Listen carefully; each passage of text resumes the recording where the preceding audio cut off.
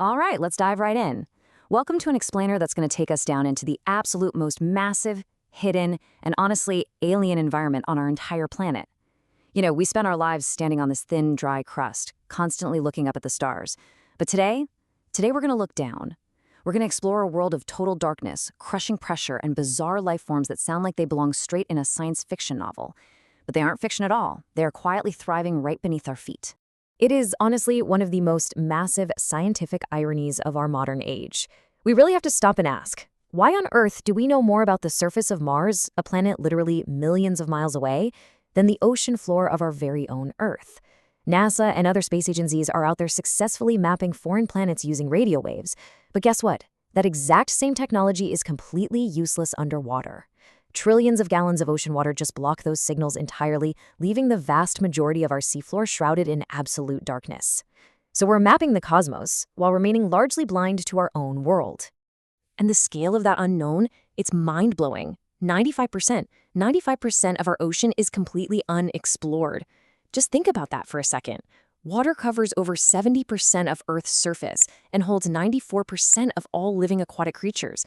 What that actually means is that we terrestrial beings, us living up here on land, we belong to a very, very small minority of life on Earth.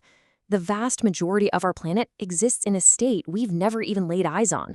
So let's get into Section 1, the barrier, why it remains hidden. You might be wondering, why is it so incredibly hard to get down there? Well, it turns out that sending a human being into the literal vacuum of space is actually physically easier than sending them to the bottom of the ocean. The absolutely crucial point here is pressure. When astronauts travel into space, they're dealing with a vacuum where the pressure essentially drops to zero. But as we descend into the ocean, the weight of the water above us compounds. At the bottom of the Mariana Trench, the atmospheric pressure is roughly 1,000 times greater than what you feel right now at sea level. That's 6,000 pounds per square inch. To put that into perspective, imagine the weight of 50 jumbo jets standing directly on your head. That is exactly what the water is actively trying to do to anything that dares to go down there. And all that immense pressure leads us to a pretty brutal physics concept, the catastrophic implosion. Now, unlike an explosion, which blows force outward, an implosion is driven by immense external force crushing inward. If a submersible fails at these depths, it doesn't just spring a leak, it collapses entirely in a single millisecond. It's exactly like crushing an empty soda can in your bare hand. And respectfully, this is the exact tragic phenomenon that destroyed the Titan submersible in 2023 during its descent to the Titanic wreck. The deep ocean is just utterly unforgiving of engineering mistakes. But hey, beyond the deadly physics, there are immense logistical walls too. I mean, just operating a deep-sea research ship can cost up to $50,000 every single day. And unlike space agencies like NASA, oceanic administrations like NOAA receive a mere fraction of the funding. Then you've got the geopolitical hurdles, navigating the United Nations Convention on the Law of the Sea, dealing with territorial disputes in places like the South China Sea, and requiring incredibly rare icebreaker ships to even explore polar regions. It makes getting a mission off the ground incredibly complex. Oh, and you have to do all of this across an ocean that spans 361 million square kilometers. All right, part 2, journey into the abyss. Let's actually track what a physical descent through the water column looks like. At 40 meters, we hit the absolute maximum depth for pearl divers holding their breath. By 200 meters, we enter the twilight zone, which is where light really starts to vanish. Down at 1,000 meters, we enter the midnight zone. Less than 1% of sunlight remains here, and total darkness takes over. It takes 5 grueling hours of descent to reach the 11,000-meter mark. That's a feat first accomplished by the Bath Escape Trieste way back in 1960 when they touched down in the Challenger Deep. To truly wrap your head around the sheer scale of where we've just landed, let's look at a comparison. The Mariana Trench was formed by tectonic subduction about 180 million years ago. That makes it a massive geological feature, literally 5 times the length of the Grand Canyon. If you took Mount Everest, the highest peak on Earth, and dropped it perfectly into the Challenger Deep, its summit wouldn't even poke out of the water. Actually, you would still have 1.2 miles of ocean above the mountain's peak.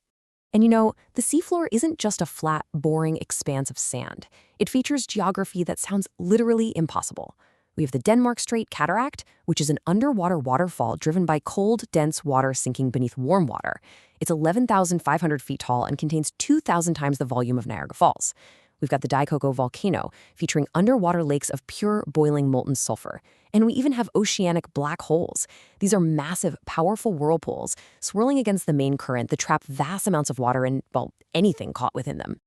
Moving on to Section 3, Bizarre Life in the Dark. In an environment this extreme, defined by freezing temperatures, boiling volcanic vents, total darkness, and that bone-crushing pressure we talked about, you might think it's a complete dead zone. But life finds a wildly creative way to survive. These creatures have basically hacked their own biology to survive the unsurvivable. Take the fangtooth fish. It has teeth so large it had to evolve special sockets right next to its brain just to be able to close its mouth. Octopi down here navigate with 3 hearts, 9 brains, and copper-based blue blood. The fragile-looking Moriana snailfish somehow casually survives at 8,000 meters under that 50 jumbo jet pressure. And Antarctic fish?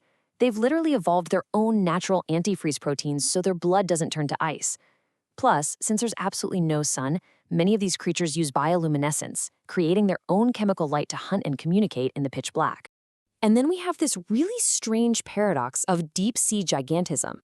You'd normally think the lack of food and high pressure would make everything tiny, right? But in places like the Kermadec Trench, scientists found amphipods, which are usually about the size of a fingernail, roughly 2 centimeters, growing up to a massive 34 centimeters long. The extreme living conditions at those depths radically alter the rules of biology, effectively creating monsters out of microbes. So, Section 4, what if we mapped everything? We've seen how incredible just the 5% we do know is, but what if we actually pulled it off and successfully mapped the remaining 95% of our ocean? Let's start with biology.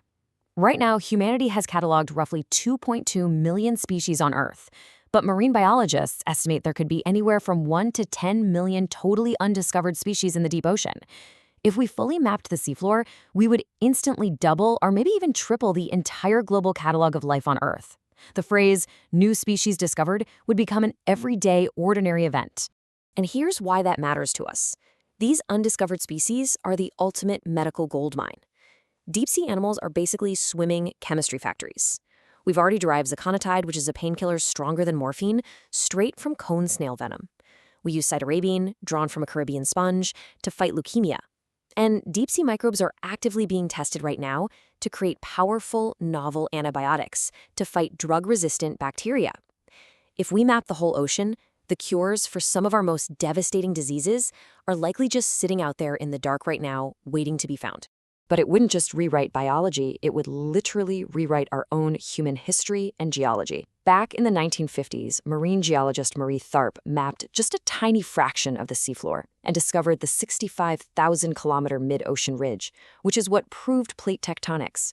A 100% complete map would reveal lost ancient rivers and submerged landmasses like Doggerland, a sunken plain between Britain and Denmark where early humans once hunted mammoths before the Ice Age ended. We'd very likely find ancient human settlements and lost civilizations that were swallowed by rising seas, which would radically alter the timeline of human history as we know it. Furthermore, it would hold up a mirror to our own modern impact. A complete map of microscopic ocean currents like the currently weakening Gulf Stream system would radically transform our ability to accurately model climate change. We would know exactly how much time we have left to act. It would also force us to face our own mess, revealing exactly where all our plastic and chemical pollution has accumulated in the deep trenches. We would finally see with crystal clarity exactly how we have changed the planet. All of this data, all of these maps, they lead to a really profound philosophical shift. Marine ecologist Sylvia Earle captured it perfectly. She said, when you understand how much of the planet is water and how much of the water is alive, the small worries of daily life shrink out of proportion. We think we live in this vast terrestrial world, but we actually just live on a thin, dry rock, suspended above a massive, ancient, and quietly thriving aquatic universe. Which leaves us with this final, somewhat provocative thought to ponder. For our entire human history, the ocean has been a mystery. It's been a blank space on the map reserved for myths and monsters. So when that horizon of the unknown is finally gone, and we have fully laid eyes upon the immense living world beneath the waves, how will that change our perspective of our place on Earth? How will it change what it actually means to be human? I'll leave you to think about that one. Thank you so much for joining me on this explainer, and keep your curiosity deep.